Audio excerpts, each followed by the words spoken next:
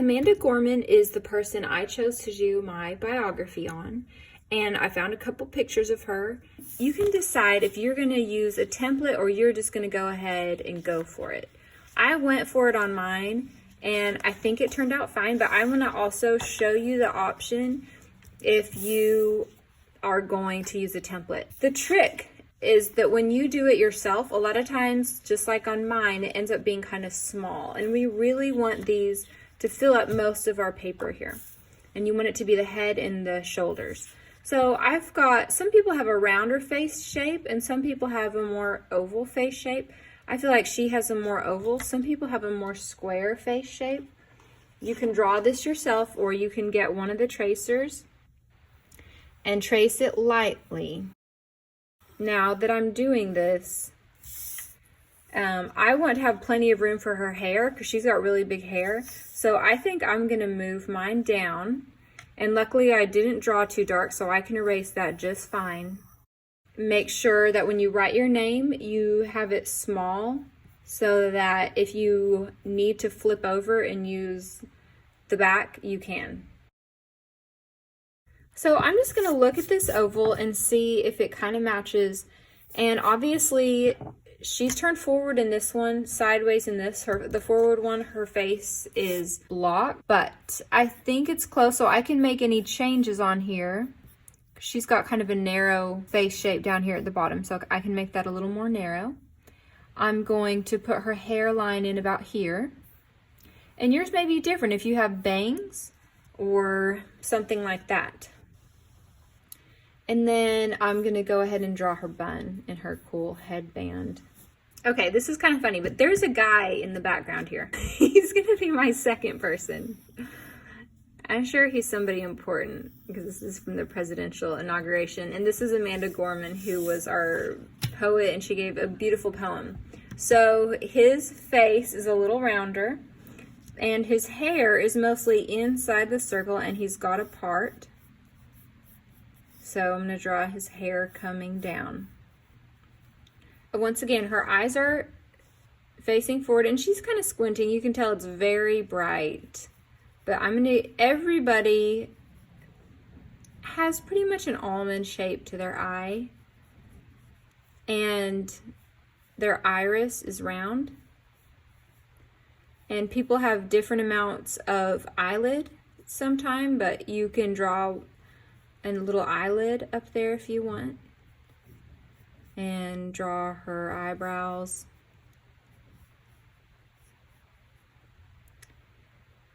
Now for my guy, now he's really squinting. So I could just draw his eyes like that because he's kind of squinting. I could give him his eyebrows.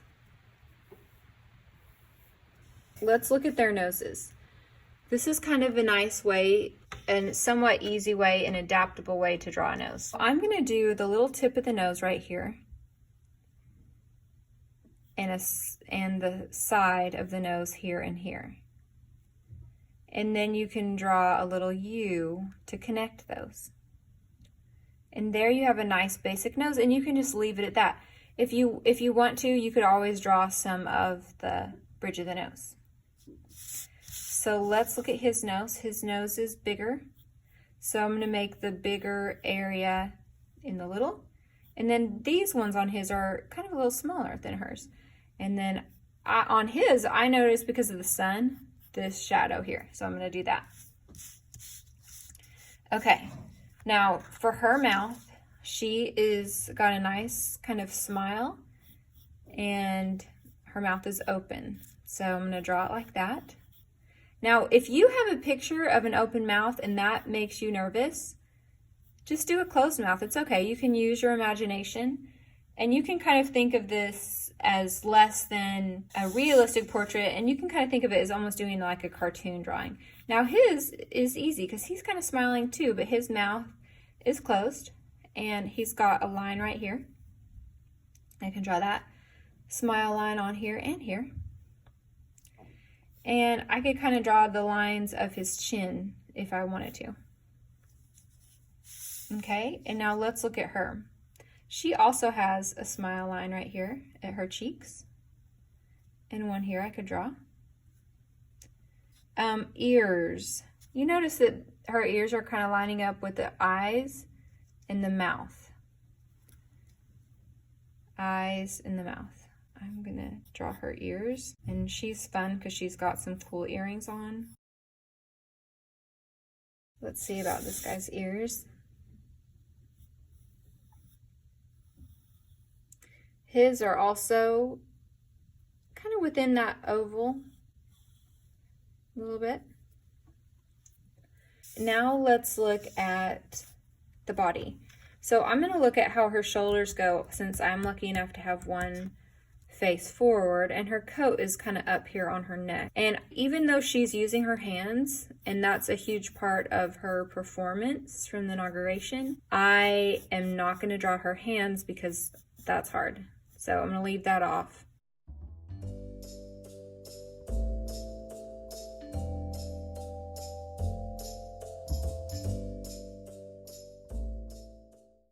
And then she's got her white shirt on in here.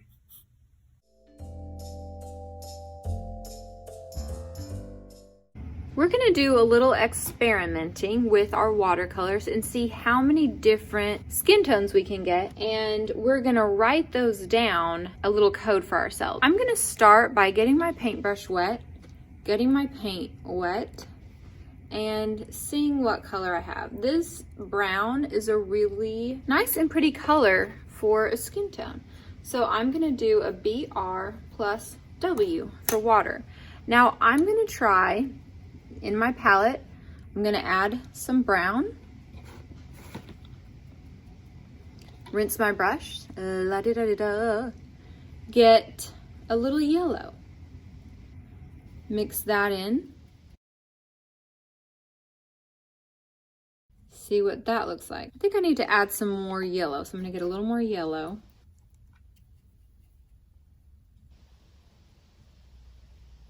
Okay, so now I'm gonna write brown, BR plus yellow. Okay, now I'm gonna try brown with a little orange.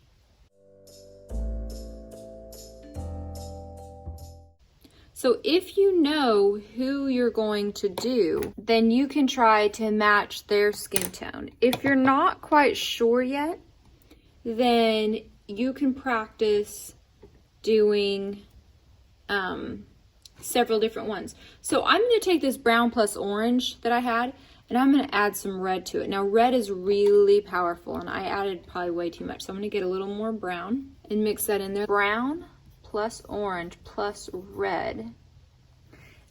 These are going to dry lighter than you think they are. So that's one thing to think of when you're doing it. Another way to get darker, I need a darker brown than this, is just to add a lot more water.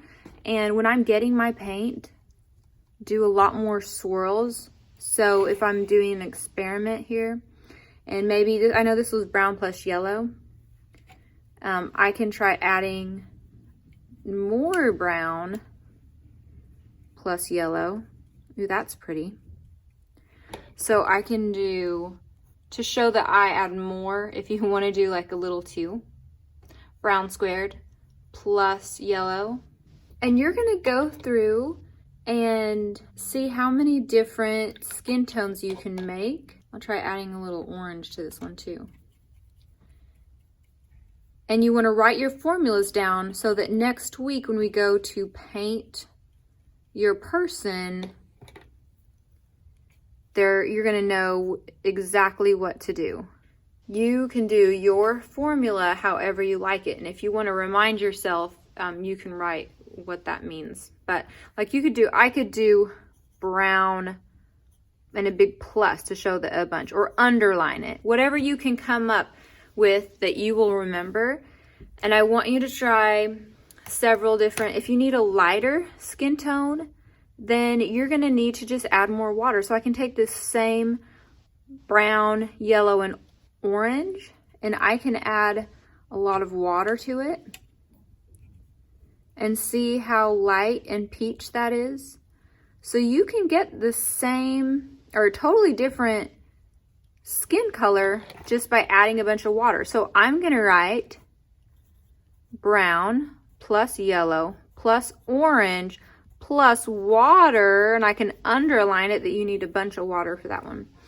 And the next time that you come in, you're gonna pick whatever color it is that you want. You're gonna make that again, and then we'll be able to paint our portraits. This guy is Roy Blunt. He's a Republican from Missouri, and he has much lighter skin. I'm gonna do this one for him and add maybe just a little more water. And for her, I'm going to do this one with just a little touch of orange to it. See, I have brown.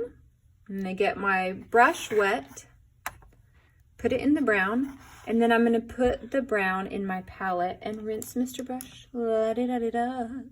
Now I'm going to add some yellow, add it to the palette.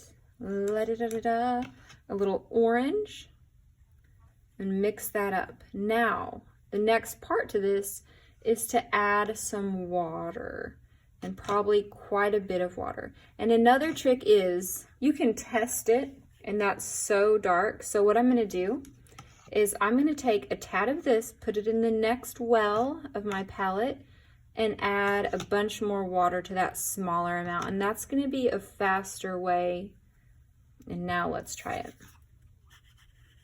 Not bad. And notice how different it looks on the paper than in the well. So make sure that you are using your palette to test out your colors.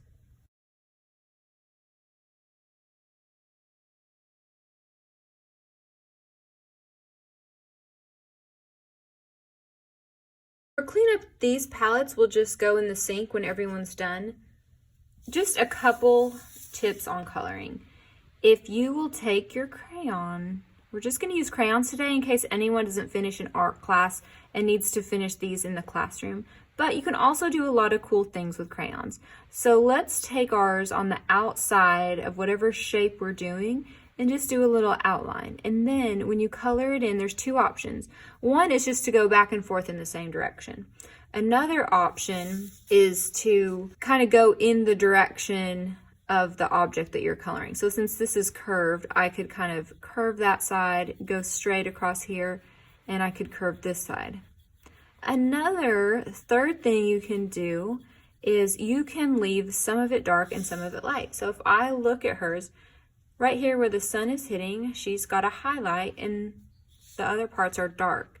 So I can take my crayon and just either press harder or do a second layer, and you can color some of that in darker, and then you can get some dimension, and you can even go in between medium there. I've also got her cool coat. Of course, with white, you can just leave it white.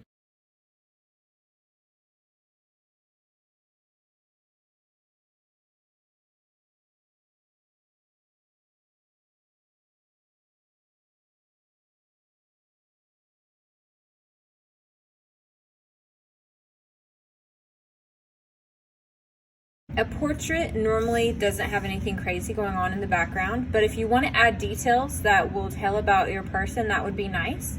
And if you want to just do a color, mine, I'm kind of lucky on one of mine here in the background, she's just got a nice blue and red stairs. So I can simplify that even more and just do blue and red stripes behind her. She's also a poet, so I could write the words for her from her poem behind her. That would be cool. Since he has gray hair, I'm gonna try, I don't think we have gray crayons, we may have a few, but I'm gonna try to just do gray by using a light black and then maybe mixing in some white as well. And also, you can see how I'm not necessarily filling the whole thing in, but just kind of coloring in the direction of his hair, and I think that looks great.